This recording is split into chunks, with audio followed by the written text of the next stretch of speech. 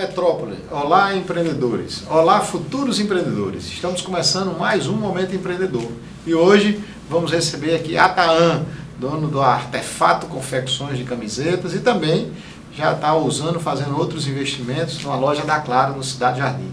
Antes de começar a nossa entrevista, vamos para a frase do dia. Não há nada mais inútil do que fazer com grande eficiência algo que nunca deveria ser feito. Peter Drucker. Essa informação é interessante. Não adianta fazer o que não se deve fazer. Então o homem de repente criou a bomba atômica, algo extraordinário, né, dentro da concepção estabelecida, mas que na verdade destrói, que não constrói, não faz com que a humanidade evolua. Portanto, não adianta fazer aquilo que não vai contribuir de forma efetiva e de forma positiva para o crescimento da sociedade. Vamos lá hoje, conversando aqui com a Atahan. Atahan, nós estamos aqui no nosso Momento Empreendedor e queremos que você conte um pouco da sua história. Queremos, né, desde a sua origem até chegar ao sucesso que é hoje o Artefato. É isso aí, Giovanni. Bem, eu sou natural de Parelhas, sertão do estado. Né? Parelhas? Isso, sou o filho mais novo, né, dos meus pais. São três filhos, todos homens, e eu mais novo, né? E desde pequeno meus pais sempre incentivaram ao comércio, né? De pequenininho a gente já tinha... Seus pais já eram empreendedores? Não, meu pai sempre foi funcionário, gerente de um mercadinho da cidade. Minha mãe sempre foi uma pessoa do lar e que costurava, né? Era costureira na cidade. E aí ele colocou de cedo uma confeitariazinha daquelas de carrocinha, né? E meus irmãos tomavam conta. Com o tempo meus irmãos foram estudar no colégio interno e eu fiquei com mais ou menos uns 9 anos de idade responsável para tomar conta desse nosso primeiro investimento, né? Então, que era um investimento para gente aprender a trabalhar, né? Meu pai, sua primeira ação empreendedora começou com 9 anos de idade. Isso aí, com uma confeitariazinha. E, paralelo a isso, eu dizia a meu pai, eu já fazia aquilo ali, e ele me dava um suporte, né? Até porque eu era muito pequeno, ele ficava lá de olho, pertinho, eu era perto do trabalho dele, ele dava uma olhada para mim. E nesse mesmo momento eu disse, pai, eu quero vender picolé para montar uma poupança para mim. E aí meu pai disse, vá. E eu fui e começava, e tinha uns dias, final de semana, mas eu vendia confeito na pracinha e na semana, à tarde, eu vinha da escola e ia, vez por outra, vender um picolé para juntar essa minha poupança, né? Teve até um fato que um dia eu fui e vendi meus picolés e nesse dia eu ia ter um lucro muito bom. E aí eu cheguei lá no cara lá da sorveteria e ele disse, não, você ainda está devendo picolé aqui, você chupou? Eu fui lá com meu pai e tal, e depois foi ver que ele tinha anotado o picolé de outro colega na minha conta. Aí eu ia me dar mal. E foi isso. E aí essa poupança você fazia, pegava o dinheiro e botava onde? Botava, entregava meus pais, eles fizeram a poupança, né? No antigo Banderne, só que aí teve aquela situação de fechar o banco e essa poupança se foi, eu não tive o prazer de usar dessa poupança que eu mesmo tive a ideia de criá-la, né? De ser um recurso para me ajudar no futuro. Mas assim, de qualquer maneira Deus me abençoou. Me abençoou que a gente veio, cresceu, meu pai passou por situações financeiras péssimas lá no interior e a oportunidade foi de vir para a capital, para ver se conseguia um trabalho. Aí, quantos anos você saiu de Parelhas? Aí eu já saí com 11, 12 anos, por aí. Em 1989 a gente veio para Natal.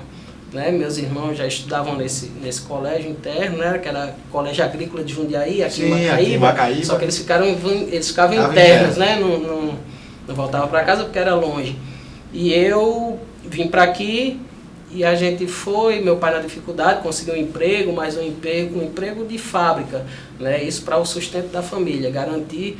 Mas éramos 5 pessoas já, o mais novo era eu com 12 anos, então pessoas, tinham um consumo na família, era bem difícil a nossa vida. E a gente foi caminhando, batalhando, tentando, se policiando e com o tempo, minha mãe sempre costureira, né? E eu tive muito contato de igreja, eu sempre fui muito de igreja, de grupo de jovens, essas coisas, e aí começaram a aparecer assim, fazer uma camiseta para o grupo de jovens. Aí sua mãe ia fazer? Aí a gente compra malha, faz isso e minha mãe faz, né?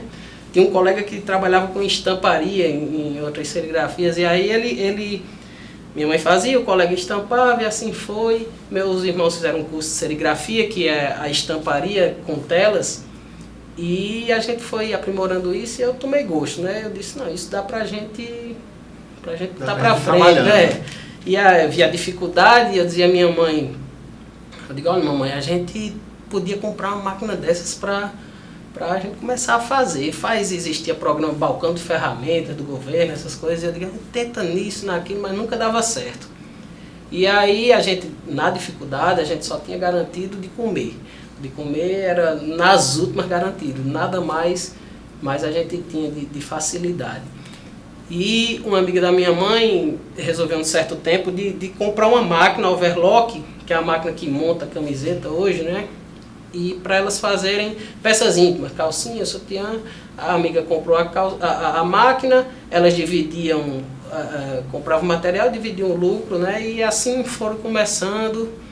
E para fazer a camiseta, propriamente dito, faltava outra máquina que se chama galoneira, que é a máquina que dá o acabamento na camiseta, né? E eu dizia, mas mamãe, a gente já tem essa máquina aí, e se a gente conseguisse essa outra máquina, dava pra gente montar a camiseta, né? E já começar a fazer a camiseta. Quer dizer, mas meu filho, é difícil, a gente tem dificuldade, não tem condição, né? E ela sabia da responsabilidade. Eu era um jovem de 15 anos, 16 anos, para mim talvez fosse fácil conseguir, né, ir buscar, ir atrás na minha ideologia juvenil, mas a minha mãe, da responsabilidade, do peso que já tinha tido no decorrer de sua vida, da sua história cíclica de vida, né? Já era mais complicado. Mas aí, certo dia, chegou um tio meu lá na minha casa e disse, eu tenho uma máquina dessa lá comigo, que eu recebi numa conta, só que é uma máquina que não tem uma agulhinha só não, são 2 agulhinhas. Aí minha mãe, era dessa que a gente estava pensando. Aí ele disse, não, então eu trago aí, vocês vão pagando como puderem. Maravilha. E nisso, com 3 meses, a gente comprou a máquina da amiga da minha mãe, pagou a máquina do meu tio, conseguiu comprar um computador e uma maquinazinha de corte. E aí que começou todo o processo da Artefato Confecções. Começou. Quantos anos você tinha nessa época? Aí, nessa época, eu tinha em torno disso, 16 anos, por aí. E como é que estavam os estudos e o empreendedorismo? Sempre, como é que as coisas caminhavam? Aí sempre eu estudando, né? Isso foi aparecendo, esporadicamente vinha um pedido, uma coisa, e o estudo sempre foi primordial lá na minha casa, né? É aquele que o pai sempre diz, é o que eu tenho para lhe dar, e é o que sempre meu pai teve para dar.